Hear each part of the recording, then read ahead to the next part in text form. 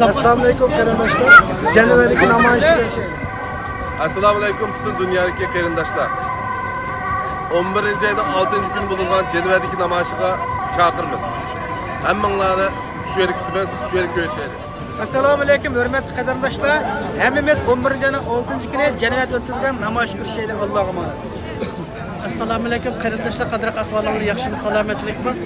11 ayning 6-si Jannatdagi namoyishida ko'rishaylik. Oilam bo'yicha hammamiz boramiz inshaalloh. Assalamualaikum Cennetteki namoyish ko'rishaylik. Assalamualaikum qarindoshlar, Cennetteki namoyish ko'rishaylik. Assalamualaikum bütün dünyadaki aziz qarindoshlarım. Vatanni qirg'inchilikqa sabab bo'lib qolamiz bir şeyde sukut tutursak.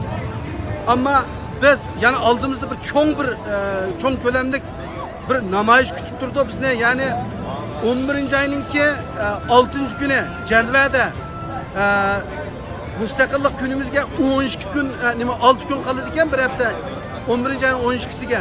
Cami onu da bir hafta burun yani 11 ayının 6 günü bütün dünyadaki aziz qarindoshlarımızdan Cennet seferiga ve Cennett'deki çoğu namoyishga atlanishga men chaqiriq qilaman aziz qarindoshlarimizni. Çünkü bizning vicdanımız, imanımız, vatanda to'kilayotgan qon, şu qonni sirtqa anglatish, Xitoy bilan ro'baro turish, Xitoyning seninki isbotlarini barliq berayotgan, gaplarini qilayotgan so'zlarini yolg'on. Bizning mashinchilik adam qirildi.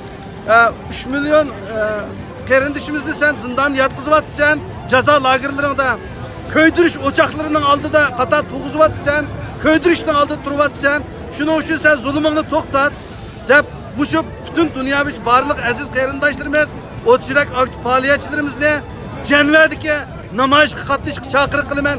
Mayli 7 yoshdan 70 yoshgacha qurbonlar yetgan, ruxsat so'ramaganlar hozirdan boshlab so'rashinglarni idora edin va şu namoyishga qatnashishinglarni hech qanday sabab ko'rsatmasliginglarni umid qilaman. Aziz qarindoshlarimiz bilan Cennett'deki şu çoğun ko'lamlik şu namoyishda ko'rishaylik aziz qarindoshlarim. Salomat bo'linglar, o'zinglarni asranglar. Rahmat sizlarga.